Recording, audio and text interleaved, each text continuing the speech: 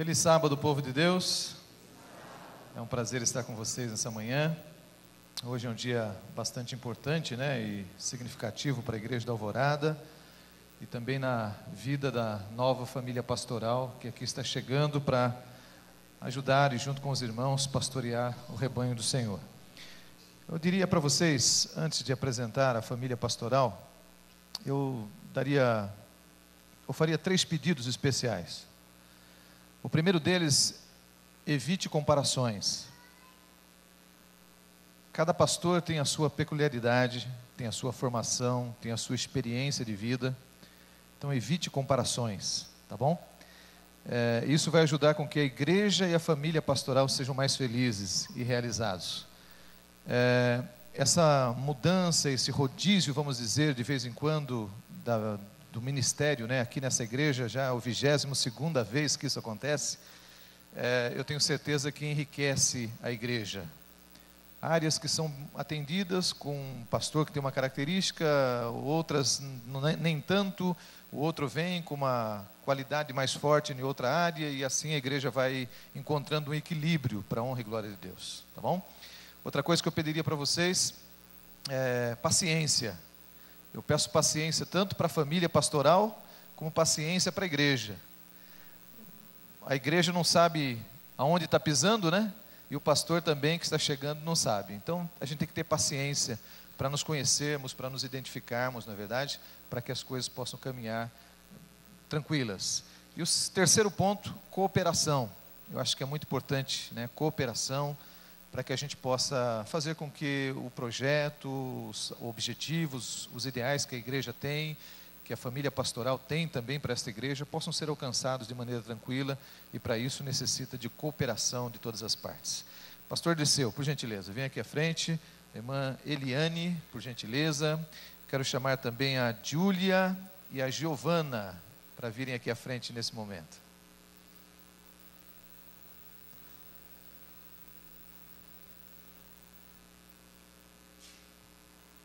Vocês saíram 2 moças e chegaram 2 moças, Aqui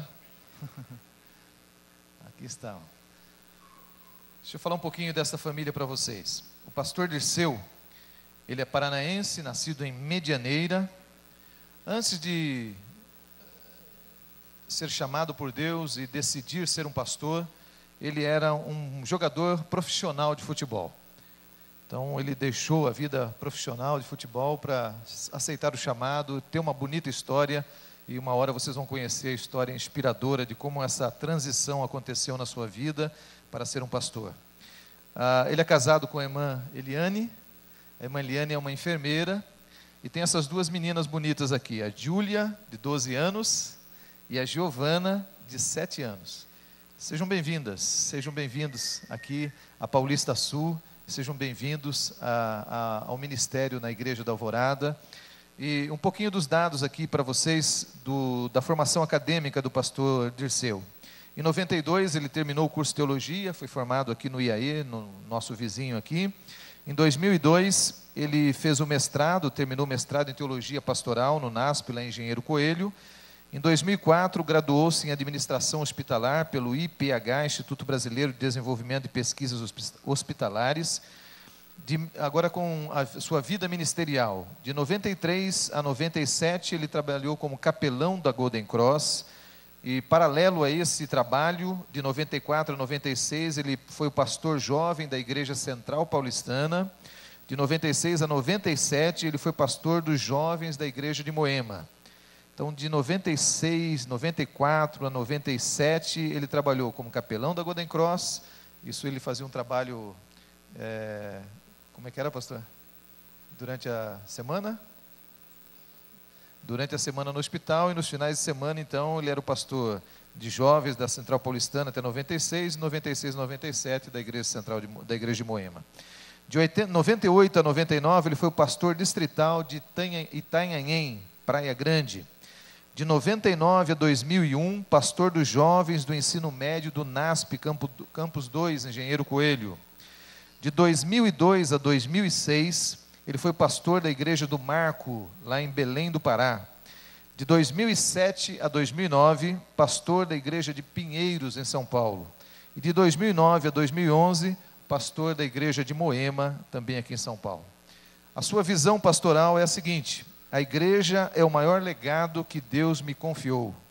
Tudo que tenho e sou, dedico ao cuidado da minha igreja.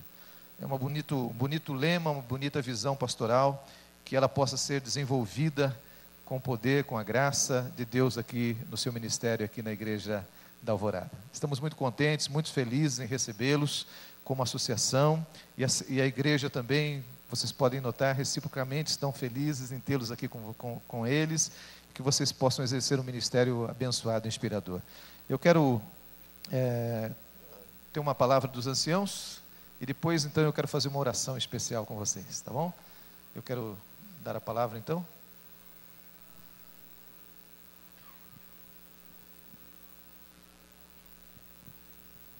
Gostaria de convidar os anciãos para que venham à frente. E, pastor, nós já conversamos um pouco. Realmente é uma alegria recebê-los, essa família linda. A igreja está aqui de braços abertos para recebê-lo. E claro, nada melhor do que uma oração para recebê-lo. Eu estive lendo o livro Procura-se um Bom Pastor, do pastor Jonas Arraes. Veja o que ele diz aqui, o poder da oração. Pastor, peça que a igreja persevere em oração em seu favor. Peça oração para que Deus o ajude a se comprometer com o estudo disciplinado, meticuloso e sincero da Bíblia. Peça oração para que você esteja aberto às orientações de Deus e para a compreensão de sua palavra. Peça oração para que você receba ajuda divina, a fim de conduzir a igreja na direção correta. Em troca, você deve orar pelos membros de sua congregação, que são chamados a pregar e ensinar a palavra de Deus. Ore para que sua igreja se comprometa a ouvir a palavra de Deus, que os programas da igreja sejam moldados pelo programa divino revelado nas Escrituras. Senhor, que Deus possa abençoá-lo. E nesse momento nós gostaríamos de fazer uma oração para o Senhor. Eu pediria que o irmão Nelson que dirigisse essa oração de recepção à igreja. Num símbolo de entrega, submissão e reverência, eu pediria a toda a igreja que se colocasse ajoelhada para orarmos a Deus.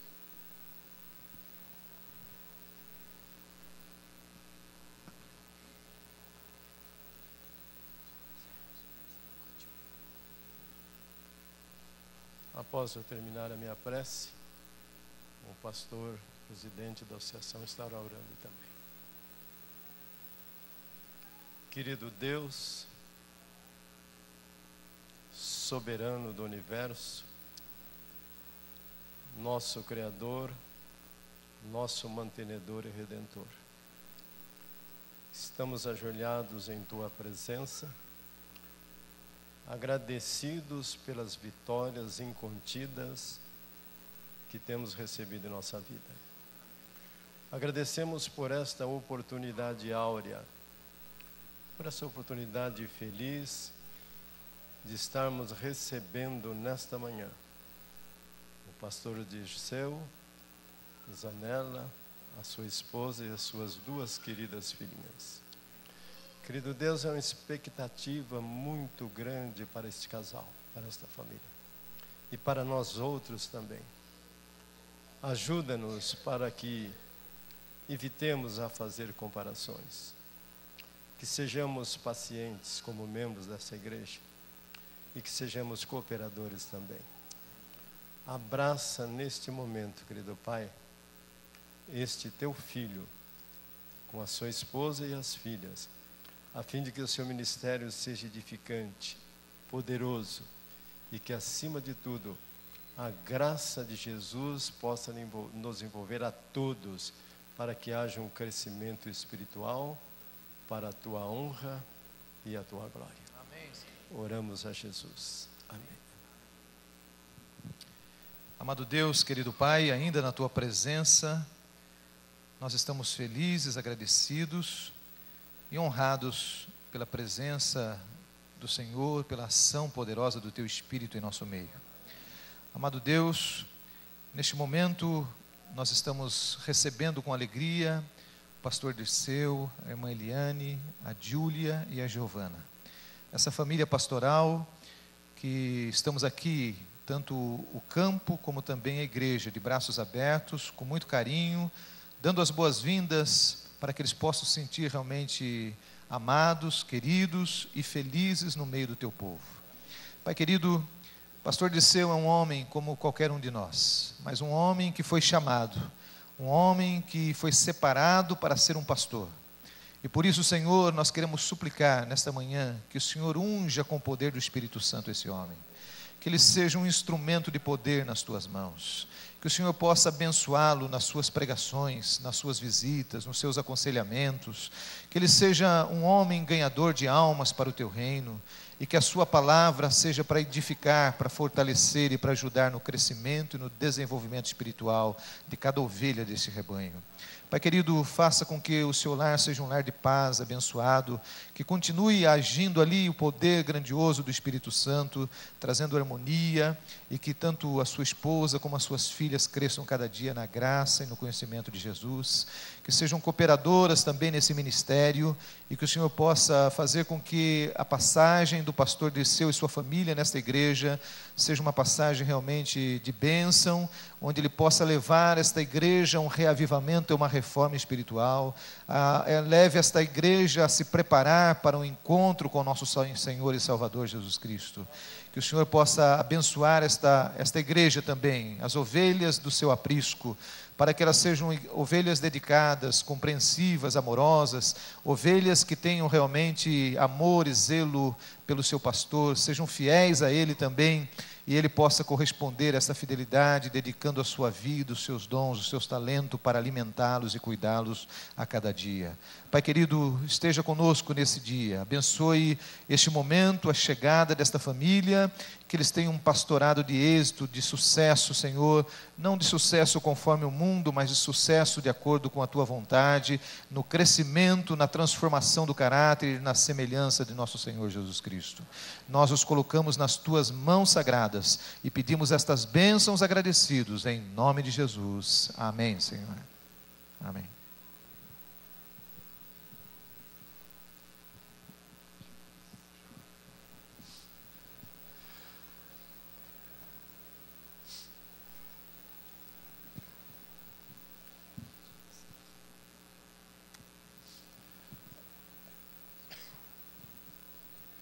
Pastor Dirceu, Eliane, a nossa igreja quer demonstrar um pouco da alegria e da gratidão que nós temos por Deus ter escolhido vocês para virem aqui. Por isso eu quero chamar a Ana Paula e a Camila, para elas demonstrarem um pouquinho desse carinho com o qual nós os recebemos, entregando uma singela lembrança para vocês, e desejando que as bênçãos do Senhor possam cobrir a vida de vocês diariamente, e abençoá-los ricamente nesse ministério.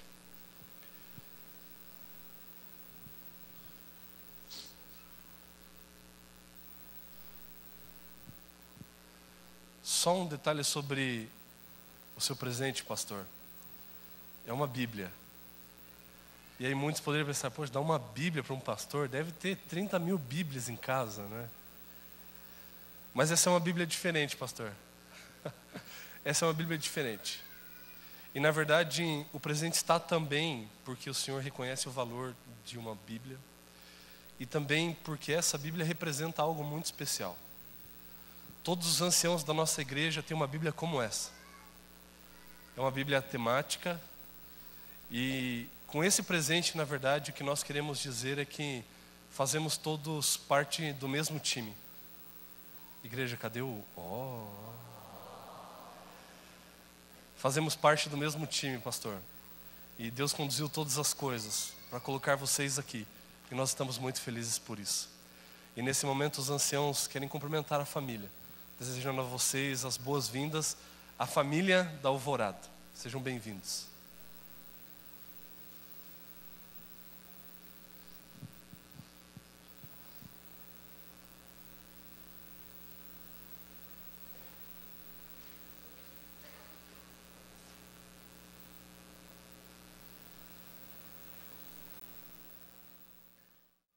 dia a todos.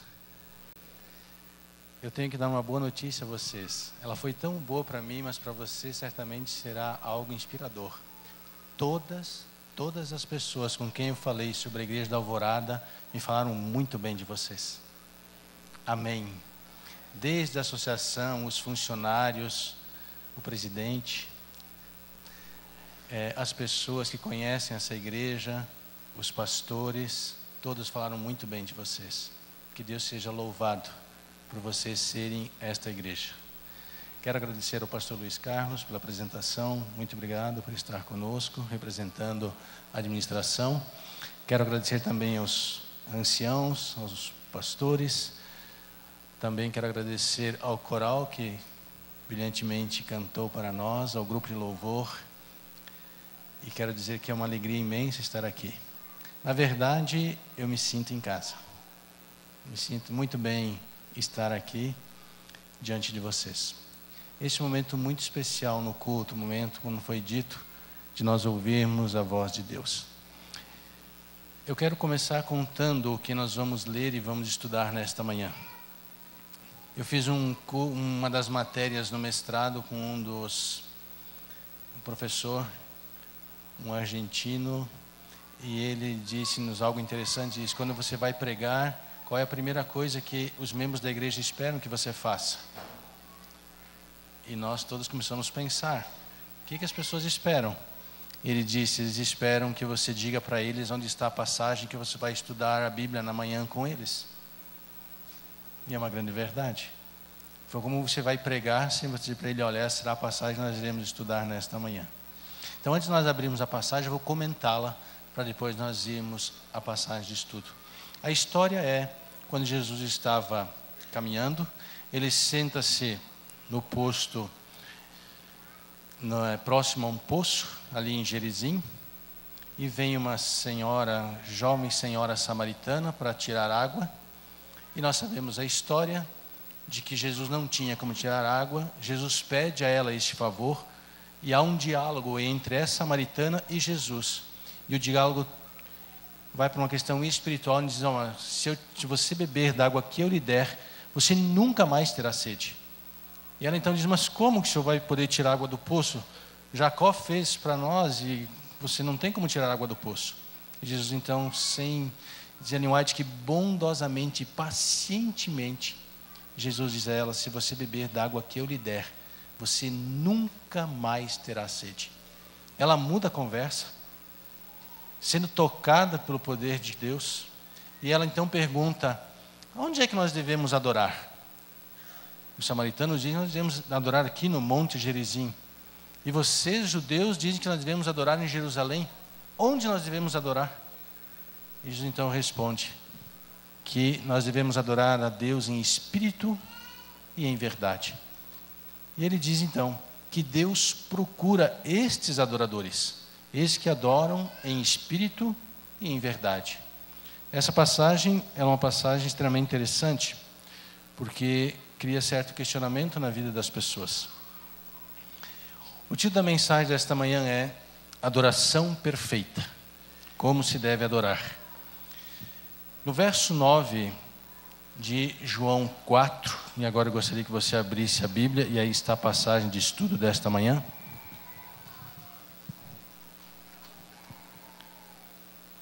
São João, capítulo 4, o verso 9.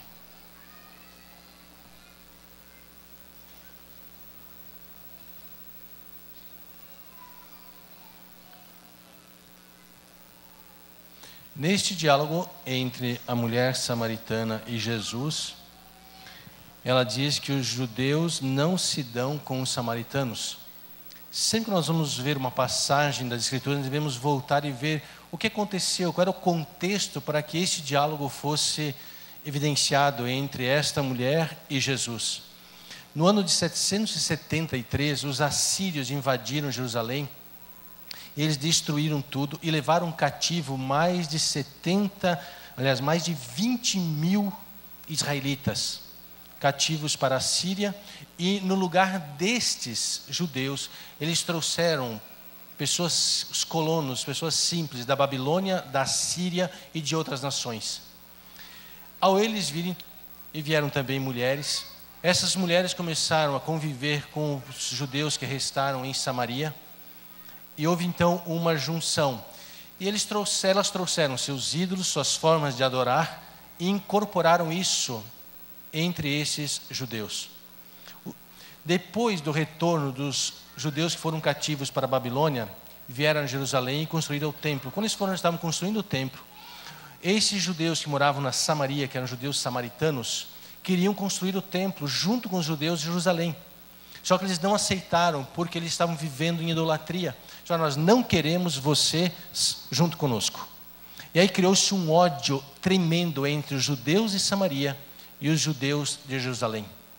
Ao ponto dela dizer no verso 9, que eles não se dão. E realmente não havia nenhuma aproximação entre eles. Este é o contexto da história a qual nós vamos ver nesta manhã. Onde estes judeus mestiços da Samaria não aceitavam os judeus de Jerusalém. Mas o ponto principal nesta passagem é onde devemos adorar. Seja em Gerizim ou em Jerusalém. E Jesus entra nesse diálogo. Tanto que no verso 20 ela diz: nossos pais adoravam neste monte, onde havia o templo. No templo de Jesus foi destruído, havia apenas um altar. Eles iam lá adorar. E esta adoração desses samaritanos, era mesclada com questões idólatras. Eles tinham ídolos, e eles apenas diziam que esses ídolos eram para representar o Deus verdadeiro. Mas era uma idolatria. E haviam outras práticas que eles haviam trazido desses colonos de Babilônia e da Síria e de outros lugares. Então, de nossos pais dizem: nós devemos adorar neste monte. Vós, entretanto, dizeis que em Jerusalém é o lugar onde se deve adorar. Havia um preconceito muito grande sobre onde se devia adorar. Bom, algumas pessoas, ao ler, por exemplo, o verso 23... onde Jesus diz: mas vem a hora, e já chegou, em que os verdadeiros adoradores adorarão o Pai em espírito e em verdade, porque são esses que o Pai procura para seus adoradores. Ao as pessoas lerem essas passagens, olha, Deus não está preocupado com a igreja em que você frequenta. Ele quer que você o adore em espírito e em verdade. E muitas pessoas usam esse texto para defenderem que religião não é uma coisa muito importante. O importante é você adorar a Deus. Primeiro ponto, para nós não crermos nisso, é que Jesus está dialogando não com alguém de uma outra denominação religiosa. Jesus não está dialogando com um assírio, com um babilônico. Ele está dialogando com uma judia que morava em Samaria. Era o próprio povo dele que havia criado uma intriga que deviam adorar ou em Gerizim ou em Jerusalém. Portanto, aqui não há nenhum contexto de dizer: olha, não importa aonde você vai. A verdade é que Deus tem um povo.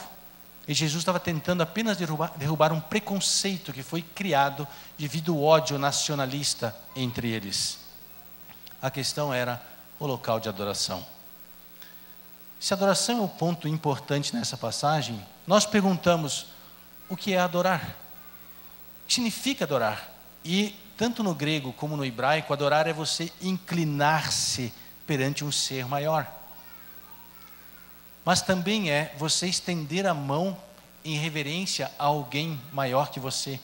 E o é também prestar um culto a Deus. Portanto, nós estamos adorando o Senhor neste momento, porque estamos prestando um culto a esse Deus. A adoração é algo que faz parte da nossa vida em todo instante, porque em todos os momentos nós estamos diante do Senhor. Parafraseando, estejamos em Gerizim ou estejamos em Jerusalém, estejamos no NASP, ou no Capão Redondo, ou na Alvorada, onde nós estamos adorando o nosso Deus. Ele é digno sempre da nossa adoração. Neste contexto em que Jesus coloca, Jesus chega a ressaltar e diz que Deus quer ser adorado em espírito e em verdade. No verso 23 que nós lemos, Jesus deixa isso muito claro e diz que a verdadeira adoração é em espírito e em verdade. Como eu falei inicialmente, muitas pessoas usam esse texto para dizer: está vendo, pastor? Deus quer que eu adore em espírito e em verdade. Aonde eu vou adorá-lo? em que igreja eu irei, isso não é importante. Há pessoas que já falaram isso para mim. Pastor, as religiões são quase todas elas são iguais. Se eu for aqui, eu for lá, se eu for em outra denominação, isso não é importante. Mas nós podemos ver pelo texto que não foi isso que Jesus disse.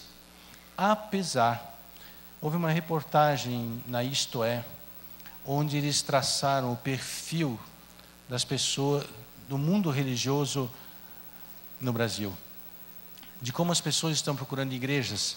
Nessa reportagem, que titula-se O Novo Retrato da Fé no Brasil, diz algo interessante.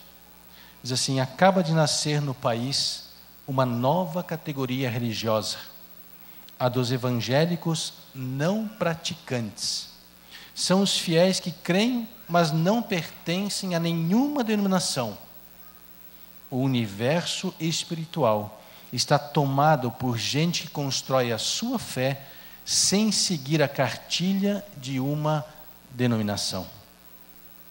E assim, muitas pessoas creem então que o importante é eu ter a minha fé, o meu relacionamento com Deus, porque as igrejas não são verdadeiras, porque isso e aquilo e essas coisas que acontecem.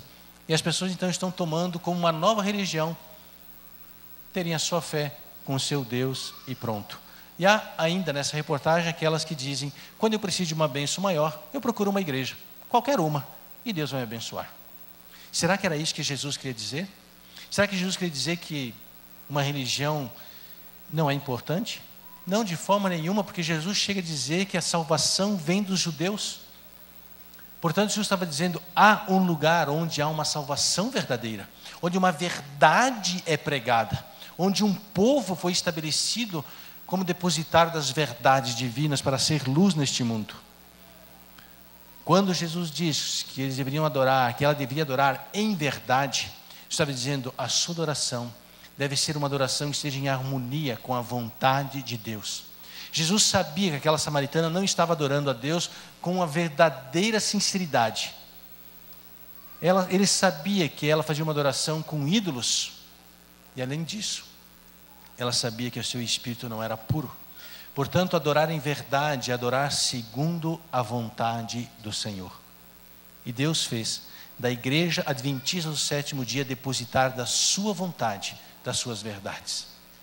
Nós, como igreja, cremos que Deus tem seus filhos em outras denominações. E segundo Apocalipse 18, verso 1, diz que Deus vai chamar essas pessoas de volta, vai chamá-las para fazerem parte do seu povo. Mas a verdade é que Deus estabeleceu um povo como depositário das suas verdades. E Jesus diz a essa samaritana que em Jerusalém vinha o Salvador. Era de lá que vinha o Salvador. O que é o mais importante na adoração? O mais importante na adoração é Deus. Por isso, quando nós viemos adorar a Deus, nós o fazemos com o nosso coração aberto. Não para eu receber coisa de Deus. Eu adoro a Deus não porque eu quero que Ele me conceda alguma coisa, eu adoro pelo que Ele é. Só o fato de eu estar na presença dEle é a minha adoração.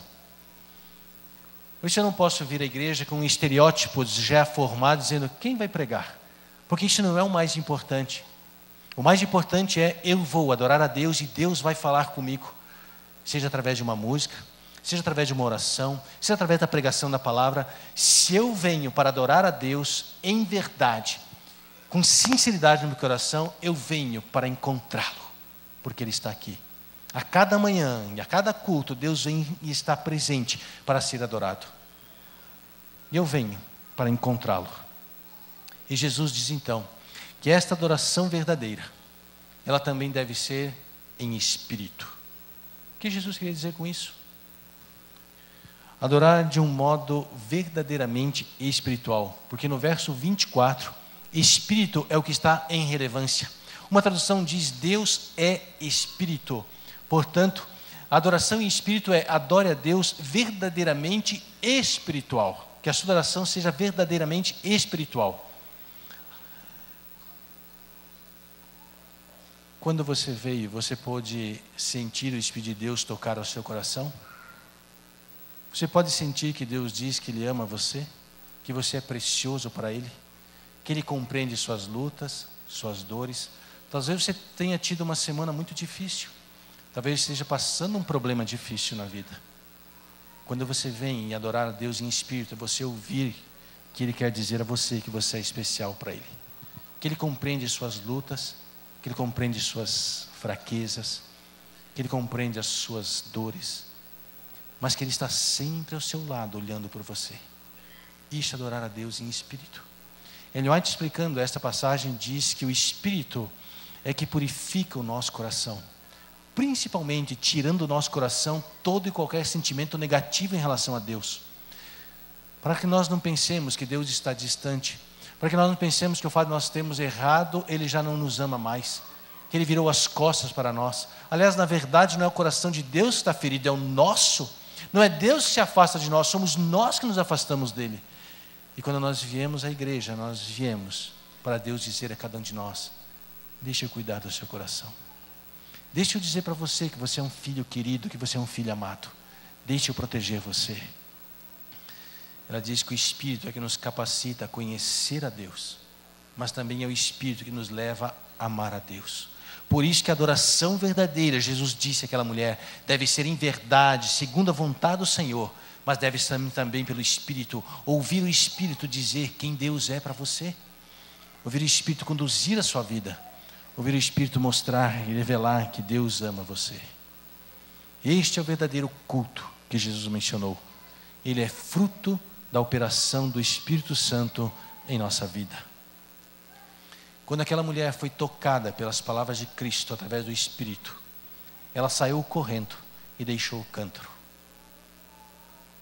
Quando o Espírito toca o nosso coração, coisas são deixadas para trás.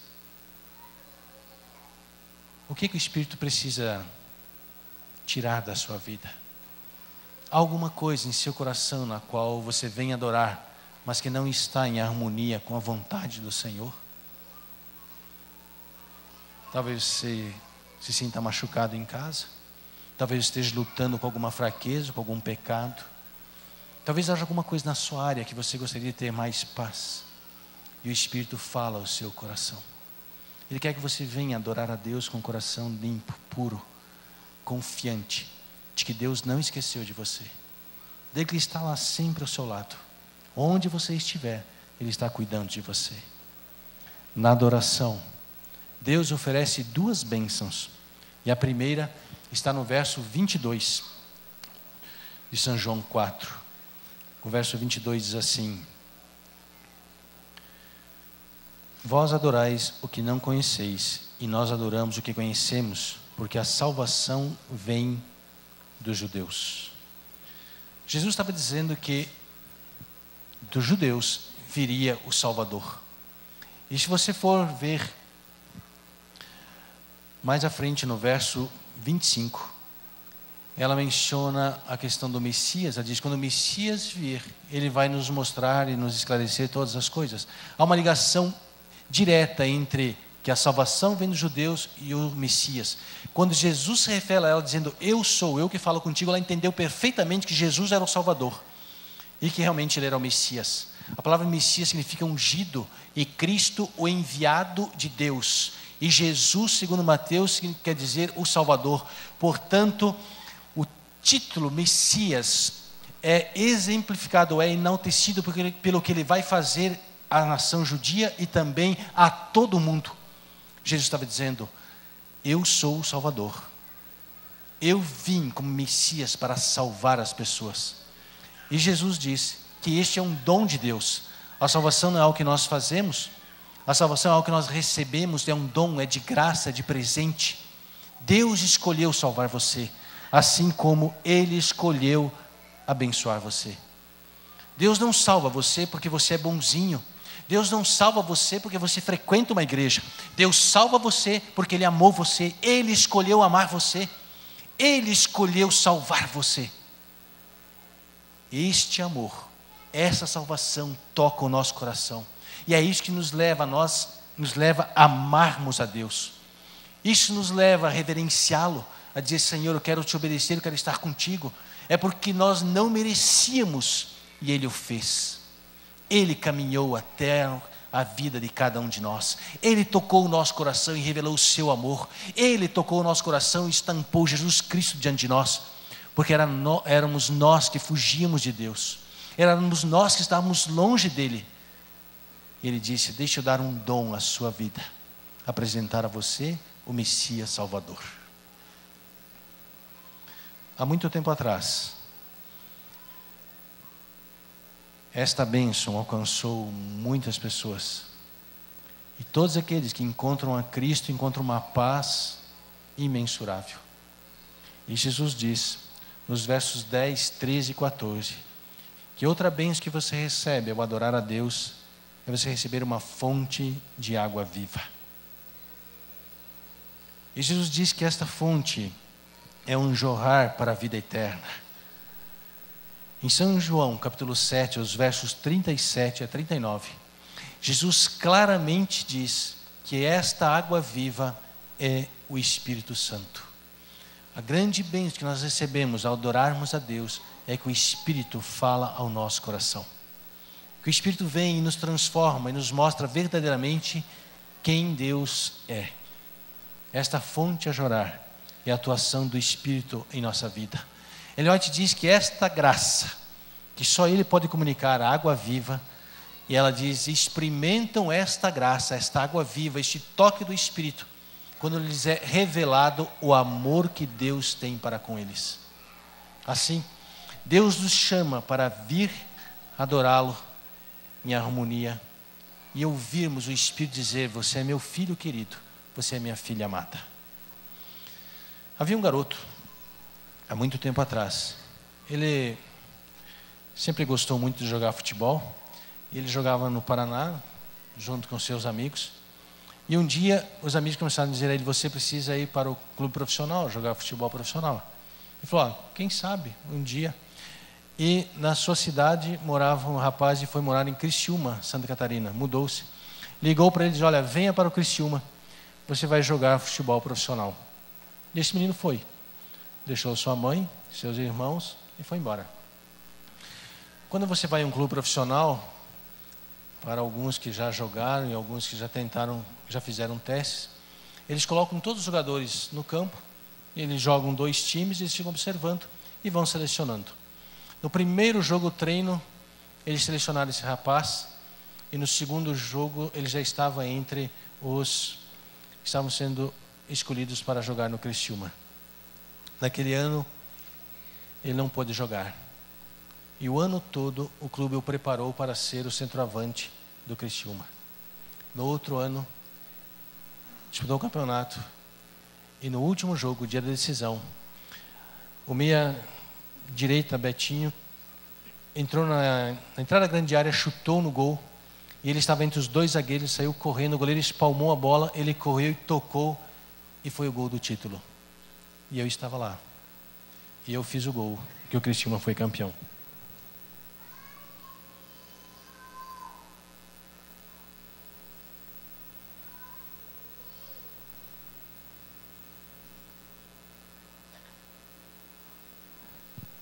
Fazia 8 anos que o Criciúma não ganhava nenhum título. E nós somos campeões catarinenses naquele ano.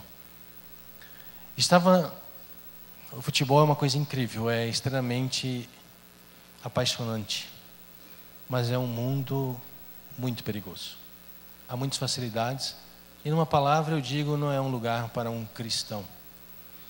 Estava assistindo o jogo, um empresário, ele comprou meu passe e me trouxe para São Paulo, para o Nacional. Tive na 2ª divisão de profissionais aqui na Barra Funda. Quando cheguei no Nacional, o meu treinador foi Alfredo Ramos, foi lateral esquerdo da seleção brasileira. Alfredo Ramos gostou muito de mim e disse: você será o centroavante da seleção brasileira, eu vou fazer você. Todos os dias ele me treinava, de manhã e à tarde, colocava 2 ponteiros, na ponta direita e na ponta esquerda, cruzar as bolas, colocava 2 zagueiros e ele me obrigava a driblar os 2 zagueiros e fazer o gol. Todos os dias eu treinava. Num dos treinos eu subi para cabecear a bola. Quando eu desci, eu torci o tornozelo. E aí tinha que ficar alguns dias parado. E o meu preparador físico me deu um livro intitulado Por que coisas ruins acontecem com pessoas boas? E nas páginas deste livro, uma frase ficou na minha mente: Deus é amor e as coisas ruins não vêm dele. E aquilo ficou. Aí o Fredo Ramos me chamou e disse: olha, você vai ser emprestado para a Ferroviária de Araraquara, você vai assinar o contrato e vai jogar o Campeonato Paulista. E 2 clubes grandes de São Paulo vão estar observando você. No final do campeonato, você irá para um desses 2 clubes. Eu falei: está bem. Durante a semana me levaram para a Ferroviária de Araraquara, treinei durante a semana, na sexta-feira acertamos o contrato, no sábado haveria um jogo-treino, na segunda-feira assinaria o contrato, no outro final de semana começaria o Campeonato Paulista. Fomos para esse jogo-treino, ponta direita foi na linha de fundo, cruzou a bola, quando eu corri para tocar a bola para o gol, esta coxa teve uma contratura muscular, um estiramento muscular. E eu caí no chão, e naquela hora eu vi que Deus estava me ferindo. O médico entrou e colocava a mão dele dentro da minha coxa. Rasgou toda a musculatura. E ele olhou para mim e eu, com dores, chorando, ele falou: você ficará de 6 meses a 1 ano sem jogar, para recuperar toda a musculatura. E eu sabia que Deus estava me ferindo naquela hora. Fui para casa, e aí eu andava com dificuldade, ia para o clube, comecei a caminhar, e eu tenho um tio, que é adventista, e ele então começou a me falar coisas que eu nunca tinha ouvido sobre Deus. A minha visão sobre Deus era que Deus está lá no céu, e se eu fizer alguma coisa errada, Ele vai me punir. Então tudo que eu fazia era para merecer coisas de Deus, para Ele me salvar. Eu tinha que ser bonzinho para Ele me aceitar. E essa é a base da teologia errada. Essa é a base do paganismo. Querer aplacar um Deus irado. Mas assim era eu. E o meu tio me chamou e disse: não, Deus não é assim. Deus é um pai de amor. Deus é um amigo. E aí ele me deu o livro Caminho a Cristo. Até o meio da semana eu li todo o Caminho a Cristo. Fui à casa dele, ele me deu uma série de estudos. Até o final da semana eu completei toda a série de estudos. Cheguei fim de semana, cheguei em casa feliz com a verdade. Cheguei em casa na sexta-feira, peguei minha mochila. Falei para a mamãe: eu vou à casa da minha tia porque eu vou guardar o sábado, eu vou ser adventista o 7º dia. Minha mãe olhou para mim e disse: se você sair do portão, você não volta mais para casa, você não é mais meu filho. Para você entender um pouco o contexto familiar, meu pai nos abandonou quando nós éramos pequenos. Meu pai tinha muito dinheiro, nós nascemos num berço de ouro.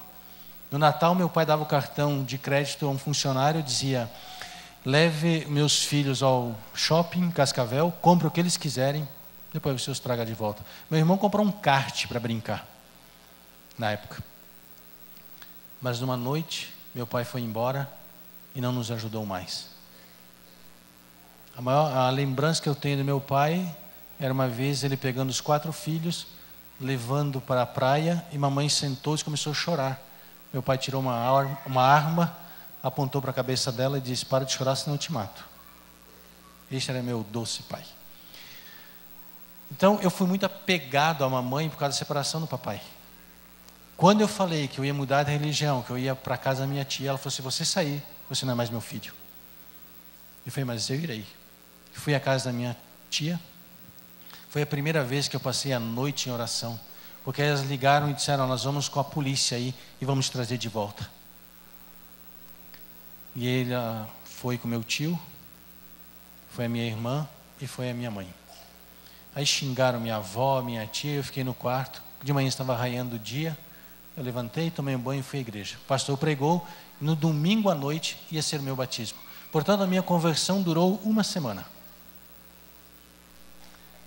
No domingo, a igreja estava repleta.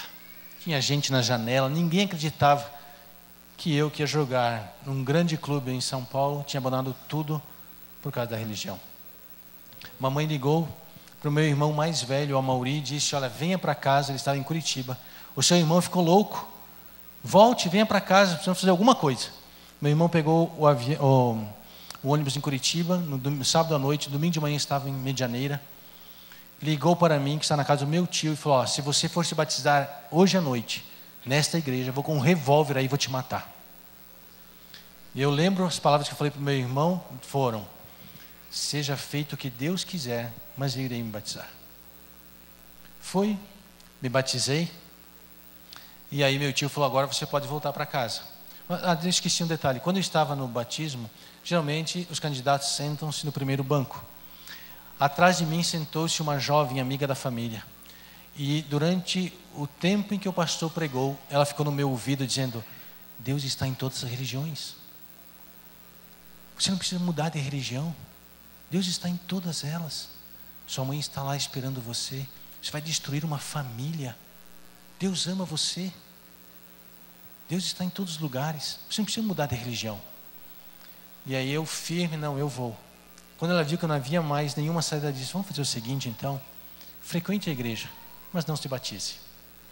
E minha mãe disse: meu filho, eu deixo você ir em qualquer igreja, menos nesta. Me batizei. Aí meu tio falou assim: agora você pode voltar para casa. Agora acalmou, você batizou. Doce ilusão. Toda sexta-feira, aliás, em casa, minha mãe não fazia comida para mim. Minha comida eram as mandiocas que eu colhia da horta. Eu não sabia cozer, eu comia crua mesmo. Era pão e algumas coisas assim. E minha mãe, de pirraça, fazia alimentos imundos. E eu sentava à mesa, comia e tal. E sexta-feira, meu irmão chegava em casa, colocava rock bem alto. E dizia: aí, crente, vamos aproveitar a vida, rapaz, tem que ser feliz, esse negócio fazendo culto. E aí, rock, toda sexta-feira à noite em casa. Eu pegava a minha mochila, meus livros, ia para a igreja. No Paraná é muito frio. Muitas vezes, muitas noites, eu peguei a capa do piano e dormi no púlpito da igreja. Deixa eu dizer uma coisa para você. Eu apanhei por causa dessa igreja. Meu irmão mais novo me bateu. Minha mãe me expulsou de casa. Mas esta é a igreja de Deus. Deus tem um povo que Ele fez depositar as suas verdades, somos nós. Nós temos duas passagens bíblicas nas quais nós confirmamos que a igreja do 27º dia foi fundada abaixo do poder de Deus. Não foi nenhum homem que fundou essa igreja, foi Deus. Daniel 8,14, até 2.300 tardes de manhã, o santuário será purificado. E Daniel 10, versos 8 a 10, onde fala sobre o desapontamento, que o livrinho seria doce na boca e amargo no ventre, mostrando claramente o desapontamento de 22 de outubro de 1844. Aí Deus funda este movimento, Adventista Sétimo Dia, e o faz depositar as suas verdades. Portanto, nós somos a igreja que Deus fundou com o seu poder. Amém? Numa das ocasiões, quando eu saí de casa, eu voltei do culto, sentei à mesa, estava a mamãe e o meu irmão Flávio. E eu olhei para o meu irmão e falei: Deus ama você. Aliás, olhei para ele e pensei, não falei nada. Deus ama você. Meu irmão levantou, me deu um soco na cara, pegou uma faca e disse: eu odeio você. Aí a mamãe falou: para, que é isso? Ele jogou a faca, ele foi para o quarto e eu fui para a igreja. Numa outra ocasião, eu estava em casa, mamãe falou: vá ao supermercado comprar algumas coisas. Eu fui. Quando estava no mercado, voltei, havia fogo na churrasqueira. Eu falei: a senhora vai cozer alguma coisa, assar alguma coisa? Ela falou: não, botei fogo em algumas coisas. Fui lá ver, mamãe botou fogo na minha Bíblia, no meu inário e em todos os meus livros. Eu chorei muito aquele dia. Eu olhei para ela e falei: mamãe, eu amo a senhora, mas a senhora não deveria ter feito isso. E fui chorar. Eu morei com a mamãe uns 6 meses e fui morar com a minha tia. E em casa, todo esse período, eu fazia minha comida, minha mãe não falava comigo e nem meu irmão. Eu perdi todos os meus amigos, mas eu ganhei uma igreja. Eu ia para a escola, as pessoas riam de mim. Eu andava na rua, as pessoas riam de mim. Se eu encontrasse o meu irmão na rua, ele mudava de calçada. E eles diziam: você não é mais meu irmão. Minha irmã não me recebia mais na casa dela. E depois de um período, voltei a morar com a minha tia por causa da pressão. Quando eu estava, depois de um período morando com a minha tia, a mamãe, fazia mais ou menos 3 meses que eu não via minha mãe. Puxa, a mamãe estava saindo de casa, eu fiquei tão feliz de vê-la.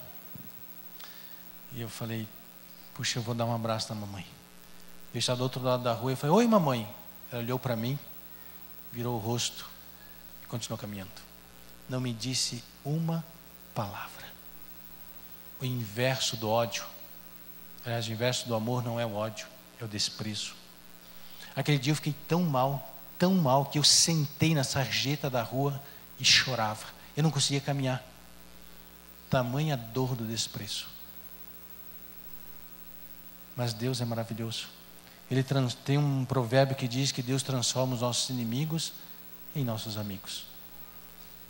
Minha mãe está em casa, veio visitar as netinhas e hoje ela tem uma admiração profunda. Para ela, eu sou um padre. Ela diz para todas as amigas dela: estou tão feliz que eu tenho um filho padre, porque ela é muito católica. E eu digo para ela: eu sou feliz. Eu falei: eu sou feliz de ser o pai da família, né? Que legal. E sempre nós temos reuniões, ela pede para eu fazer as orações e tal. Hoje ela mudou completamente. Os meus irmãos, o meu irmão mais velho falou que me matar, tenho respeito. O mais novo que me bateu também. Essa menina que está em casa, a Laura, tem um carinho muito grande. Hoje pela manhã, antes de eu vir à igreja, ela colocou um bilhetinho no meu escritório. Nesse bilhetinho estava escrito assim: meu filho, eu orei uma semana inteira por você. Orei não, eu rezei uma semana por você. Deus é o Deus do impossível. Deus pode fazer qualquer coisa. E Jesus apenas disse que Ele quer que você o adore com coração sincero, sem falsidades. Deus quer que você o encontre verdadeiramente com o coração aberto. Ele diz: deixe o Espírito conduzir você, porque eu posso fazer qualquer coisa na sua vida. Eu posso tirar os ressentimentos, as mágoas, os ódios, tudo. Eu posso transformar completamente a sua vida, se você vir e me adorar em espírito e em verdade. Deixe eu cuidar de você. Enquanto a Daniela canta, ela irá cantar o Deus do impossível. Eu quero fazer um convite a você que ainda não é membro desta igreja, que você nessa manhã diga ao Senhor: Senhor, esse é o teu povo, e eu quero fazer parte dele. Enquanto ela canta, eu quero convidar que você levante e venha aqui à frente. Isso vai fazer bem para você. Eu sei que o Espírito de Deus está tocando o seu coração. Deixe-o conduzir. Ouça a sua voz. Ouça o seu convite. Nessa manhã diga ao Senhor: Senhor, eu quero fazer parte deste povo que o Senhor escolheu.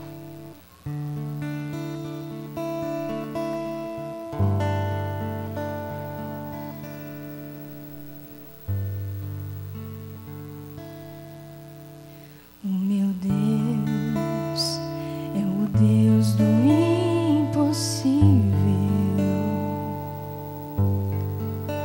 Jeová Jireh, o grande El Shaddai,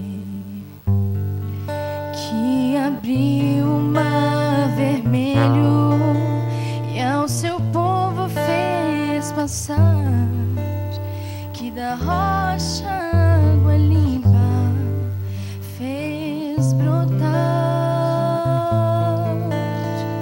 O meu Deus é o Deus do impossível, que liberta encarcerados das prisões, faz da estéril mãe de filhos, restaura a alma do ferido e dilata o amor dos corações, que dá vista aos cegos e aos surdos faz ouvir, faz a tempestade se acalmar. Andou por sobre o mar e aos mudos fez falar, paralíticos e coxos fez andar.